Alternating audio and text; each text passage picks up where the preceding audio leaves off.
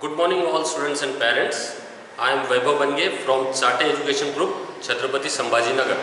Chate is working actively for all the NEET aspirants from last 35 years, and I am the biology faculty which is associated with Chate Group. So today I just want to clear why we study biology and why biology is important for NEET. अब NEET में biology के लिए 360 marks आपको होते हैं।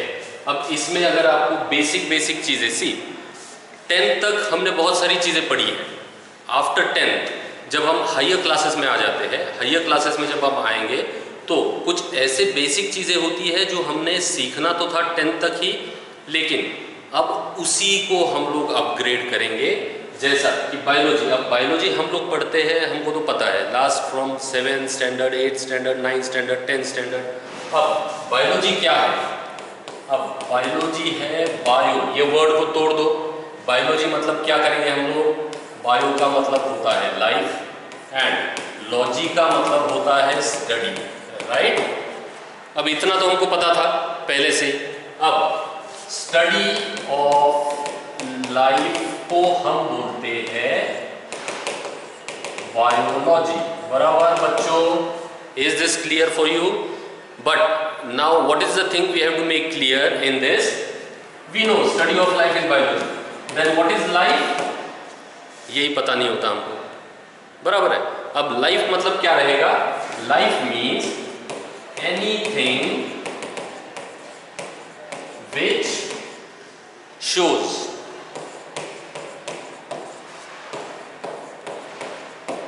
growth and reproduction, बराबर, इसको बोलेंगे हम लाइफ। तो देखो, जो भी हम लाइफ के लिए पढ़ेंगे या जो भी रहता है, अभी ग्रोथ और रिप्रोडक्शन जब देखेंगे हम लोग, तो इसको एक टर्म था हमारे पास बायोटिक, एक टर्म था। कौन सा टर्म था हमारे पास इसके लिए? जो हमने 10th तक पढ़ा है, राइट? बायोटिक टर्म पता है ना आपको? पता ही है, बायोटिक और अबायोटिक दोनों भी होता है। बायोटिक और दूसरा टर्म होता है अबायोटिक, राइट? अब जो भी मेटाबॉलिज्म दिखाएगा, जो भी मेटाबॉलिज्म दिखाएगा उसको हम बोलते हैं कि वो जिंदा है, राइट? अब मेटाबॉलिज्म रहेगा तो मेरा बॉडी भी ग्रो होगा। रिप्रोडक्शन तो स्पीशीज, हर एक स्पीशीज बताएगा। प्लांट्स भी रिप्रोडक्शन बताते हैं, एनिमल्स भी रिप्रोडक्शन बताते हैं, and due to this reason we place plants into living. Plants में भी लाइफ है, हमने ये सुना है। तो प्लांट्स में लाइफ क्यों है? क्योंकि प्लांट्स क्या दिखाता है? रिप्रोडक्शन दिखाता है, ग्रोथ भी दिखाता है, इसीलिए उसको भी हम लिविंग में कंसिडर करते हैं। Getting this point? अब इसके आगे देखो, अब अगर हम बोलेंगे कि मेटाबॉलिज्म, अब मेटाबॉलिज्म क्या है? ग्रोथ जो मेरे बॉडी में हो रहा है वो कैसा होता है बच्चों? इंटरनल ग्रोथ होता है, बराबर है। अब इंटरनल ग्रोथ में सबसे इंपॉर्टेंट चीज क्या रहेगी मेरे बॉडी में? सेल रहेगा। क्या रहेगा? सेल रहेगा, ओके। अब सेल जब मेरे बॉडी में है तो ये सेल, हमने तो 8th स्टैंडर्ड से सीखा है सेल का डेफिनेशन। अब सेल का डेफिनेशन हमने क्या सीखा है आज तक? सेल इज the basic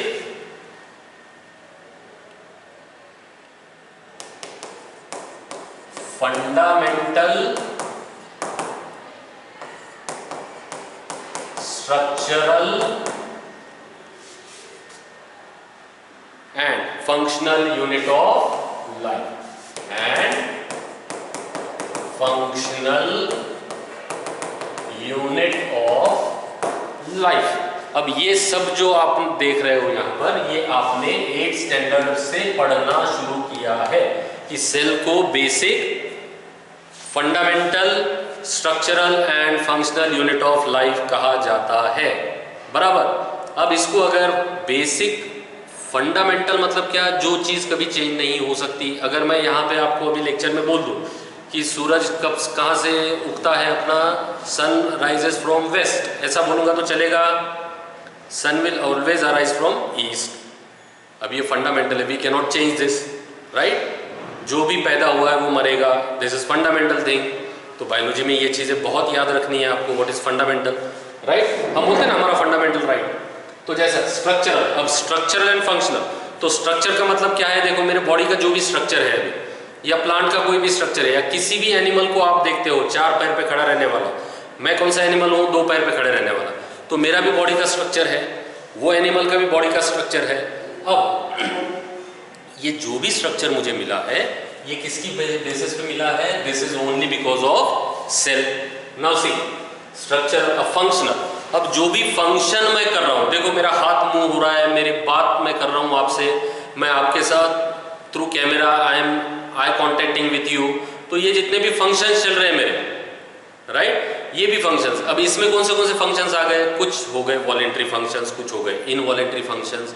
अब वॉलेंट्री मतलब जैसा मुझे क्या बात करना है आपसे, मुझे किस डायरेक्शन में देखना है, मुझे किस डायरेक्शन में चलना है, ये सारा हो गया वॉलेंट्री फंक्शन। अब इनवॉलेंट्री फंक्शंस भी मेरे कौन हैंडल करता है मेरे बॉडी में? ये भी फंक्शंस मेरे बॉडी में मेरा सेल ही कर रहा है। अब इनवॉलेंट्री फंक्शंस का मतलब जैसा देखो, मेरा सांस लेना शुरू है, रेस्पायरेशन, अब मैंने गिना मैं कितनी बार सांस लिया, कितनी बार सांस छोड़ा, नहीं। डाइजेशन, एक्सक्रीशन, सर्कुलेशन, ये जितने भी फंक्शंस है मेरे बॉडी में, ये भी किसकी वजह से चल रहे हैं? सेल्स की वजह से, और इसी को हम बोलते हैं मेटाबॉलिज्म, राइट? अब इसमें हम सेल के टाइप जो बोलते हैं, उसमें आपको पता है, आपने पढ़ा था प्रोकैरियोट्स एंड यूकैरियोट्स। अब प्रोकैरियोटिक सेल एक वर्ड आपको पता है, और दूसरा वर्ड है यूकैरियोटिक सेल। अब यूकैरियोटिक सेल का मतलब क्या है? देखो, प्रो मीन्स व्हाट? प्रिमिटिव, और कैरियन मीन्स व्हाट? न्यूक्लियस। तो अगर यहां पर प्रिमिटिव न्यूक्लियस है, प्रिमिटिव न्यूक्लियस, राइट, और यहां पर रहेगा यू का मतलब क्या है? Advance nucleus, advance nucleus. अभी pro primitive nucleus, eu advance nucleus. अब प्रो किस में पाया जाएगा? बैक्टीरिया में पाया जाएगा, बराबर है। और यूकैरियोट्स किस में? Multicellular higher. अब मेरे बॉडी में कौन से सेल है? यूकैरियोट। अब न्यूक्लियस हमने यहाँ पे बोला है, लेकिन देखो हमको जो चीज़ें बहुत ज़रूरी होती है, हमको अगर बहुत बड़ा कंस्ट्रक्शन साइट में एक बड़ी बिल्डिंग खड़ी करनी है, तो उसके लिए हम क्या करते हैं? बेसमेंट को हमको मजबूत करना पड़ता है। उसके लिए पहले गड्ढा खानेंगे नीचे हम, राइट? तो गड्ढा खोदेंगे तो कैसा? बेसमेंट पक्का होने के लिए। अब यही बेस हमारा यहाँ पे पक्का होना चाहिए। कैसा? देखो, न्यूक्लियस। अब अगर मैं बोलूँ यहाँ पे प्रिमिटिव न्यूक्लियस क्या होता है सर? कोई बच्चा मुझे क्वेश्चन पूछेगा। और एडवांस न्यूक्लियस क्या होता है सर? राइट? तो इसका मतलब अभी याद रखो, ये हमारा सेल है।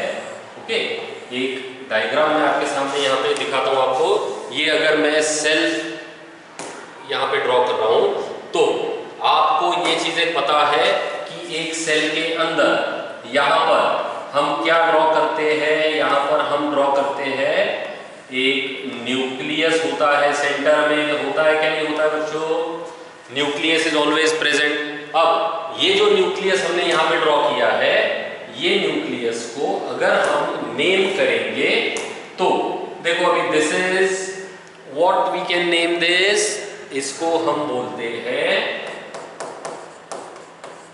Nuclear membrane. क्या बोलते हैं इसको? Nuclear membrane. इतना तो आपको पता है।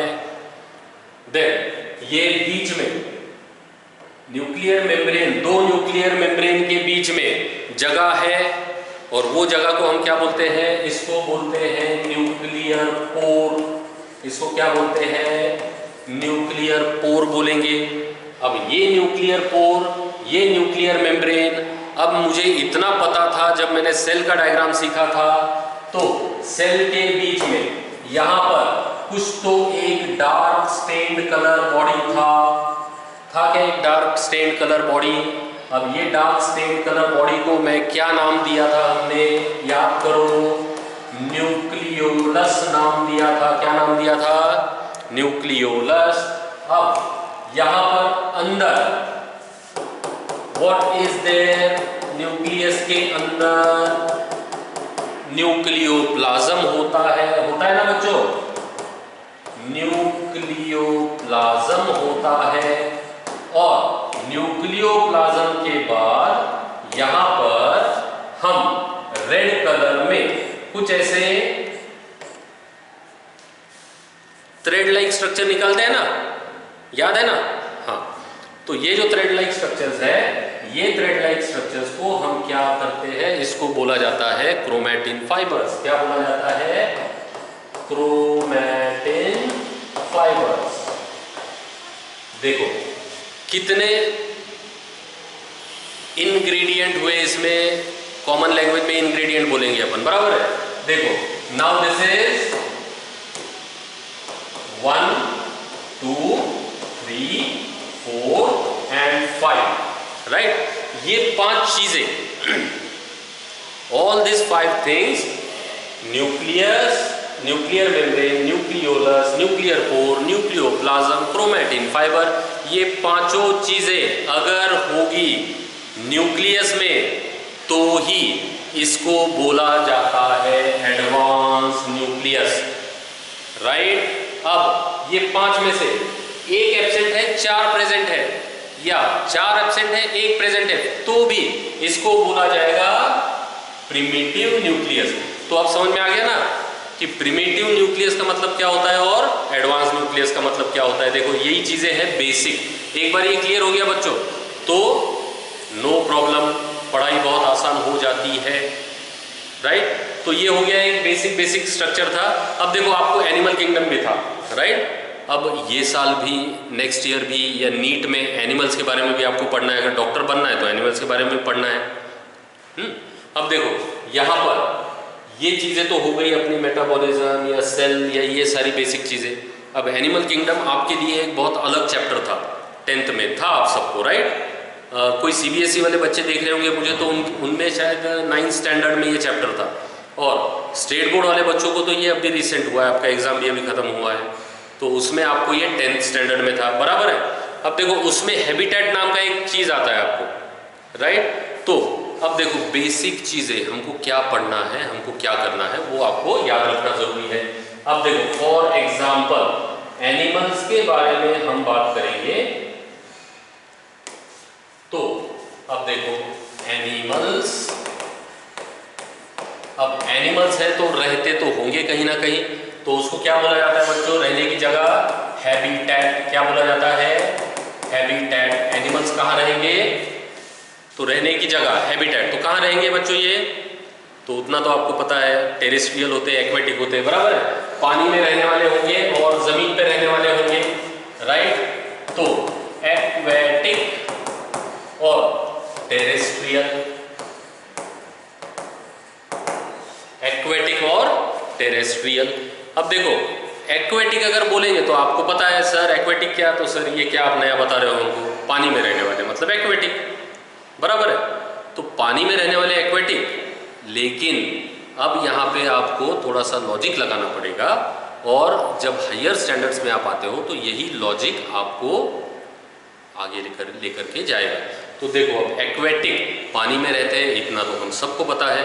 अब पानी में कहाँ रहते हैं?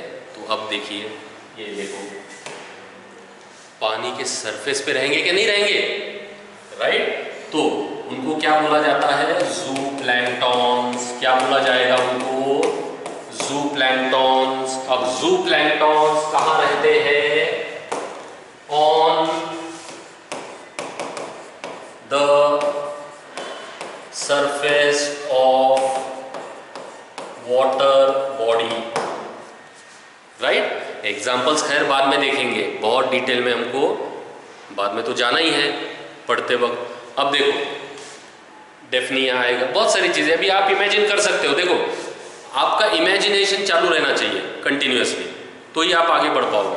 अब देखो ज़ूप्लैंक्टॉन, इसमें सेकेंड ये हो गया फर्स्ट। अब सेकेंड आप कहाँ पे देखते हो इनको?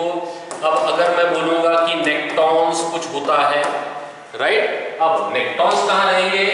तो देखो और एक चीज़ समझनी है यहाँ पर आपको, नेक्टॉन्स रहेंगे in the middle of water body. देखो in the middle of water body. और तीसरा अगर मैं बोलूं आपको कि और पानी में कहाँ रहते हैं, तो बेंथिक, और it is also called as benthos. अब ये कहाँ रहेंगे? अब देखो, मैं स्टारफिश देखता हूं, ऑक्टोपस देखता हूं, ये कहाँ रहते हैं? At the bottom of water body. देखो, सिर्फ पानी है, लेकिन पानी में अभी हमको पता चला कि तीन जगह है जहां पे हम देख सकते हैं इसको। एक पानी के सरफेस, सतह के ऊपर, on the surface of water body. In middle fishes, पानी के बीच में तैरेगी। और स्टारफिश हो गया, खेकड़ा हो गया अपना क्रैब, वो भी तो नीचे है। टर्टल हो गया, टॉर्टोइस, वो भी तो नीचे रहेगा, राइट। अब देखो, टेरेस्ट्रियल में यहां पर, अब देखो पानी में अगर इतनी जगह है तो टेरेस्ट्रियल में कहां होगी? तो अब देखो, सबसे पहला फॉसोरियल, दूसरा कर्सोरियल,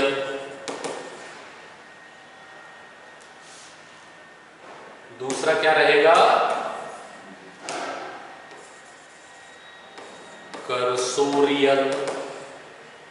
तीसरी जगह कौन सी रहेगी? स्कैंसोरियल। चौथी जगह क्या रहेगी? अर्बोरियल। और पांचवी जगह एरियल। देखो, ये सब कॉमन टर्म्स में आप पढ़ चुके हो, आपको भी पता है, लेकिन अब हमको साइंटिफिक टर्म्स में भी इसको जानना जरूरी होगा। अब यही तो बेस है अपना, जो भी पढ़ना है। देखो, फॉसोरियल मतलब ये कौन से टाइप के ऑर्गेनिजम्स हो सकते हैं बच्चों? देखो अभी यहां पर हमको एक चीज याद रखनी है, फॉसोरियल मतलब कौन से? Burrowing animals. देखो, ये पता है क्या आपको? बरोइंग तो पता है, बरोइंग एनिमल। अब चूहा कहां रहेगा? बिल बना के। समझ में आ रहा है? चूहा कहां रहता है? बिल में। अर्थवर्म कहां रहता है? बिल में। मतलब जमीन के नीचे रहने वाले फॉसोरियल। कर्सोरियल में कौन आएगा? देखो, fast running animal, fast running animals. इसमें आएंगे चीता आ गया, घोड़ा आ गया, जेब्रा आ गया, डियर आ गया, हिरन, राइट। बहुत तेजी से दौड़ने वाले एनिमल आएंगे इसमें। समझ में आ रहा है? स्कैंसोरियल। अब स्कैंसोरियल ये क्या है? नया फंडा, रेंगने वाले एनिमल्स रहेंगे, क्रॉलिंग एनिमल्स, क्रॉलिंग एनिमल्स। अब ये जो एनिमल्स है, इसमें देखो, इमेजिनेशन पावर यूज करो। लिजार्ड है, अपने घर में ही देखो, पाल लिजार्ड, वो क्रॉल करेगा। अर्बोरियल, अब ये कहां रहेंगे, क्या करेंगे? तो लिविंग ऑन ट्रीज, ये पेड़ पे रहने वाले। इसमें स्क्विरल आ गया अपना, खारुताई स्क्विरल आ गया, मंकीज आ गए, बाकी छोटे सब बर्ड्स आ गए, राइट। एरियल में क्या है? जो बहुत ज़्यादा देर तक हवा में रह सकते हैं और बहुत ऊंचाई पे रह सकते हैं। तो यहां पर lives longer time in air। अब बर्ड्स तो ट्रीज पे भी रह रहे हैं, बराबर है, लेकिन बर्ड्स लॉन्गर टाइम हवा में भी रह रहे हैं। तो देखो, उड़ने वाले और लंबी उड़ान भरने वाले, ये दोनों अलग अलग कैटेगरी के बर्ड्स आएंगे। फ्लाइंग बर्ड्स एक टर्म आएगा और ग्लाइडिंग बर्ड्स एक टर्म आएगा बच्चों। अब देखो, फ्लाइंग एंड ग्लाइडिंग कितना बेसिक है, हम देखते हैं, रोज देखते हैं इसको, बराबर, हम इसको रोज देखते हैं। लेकिन ग्लाइडिंग बर्ड और फ्लाइंग बर्ड में हमको अभी तक पता नहीं चलता है कि ये क्या है। देखो, जब ईगल आप देखते हो, फाल्कन देखते हो, राइट, साइबेरियन क्रेन्स देखते हो, तो एक बार वो पंखों में हवा भर लेंगे तो बस उनके पंख स्थिर रहेंगे, कांस्टेंट रहेंगे और वो सिर्फ ग्लाइड करेंगे, right, they are gliding birds. और जो कंटिन्यूअसली पंख हिलाएंगे, दे आर फ्लाइंग बर्ड्स। आ रहा है समझ में? ओके, चलो, so thank you for watching, bye.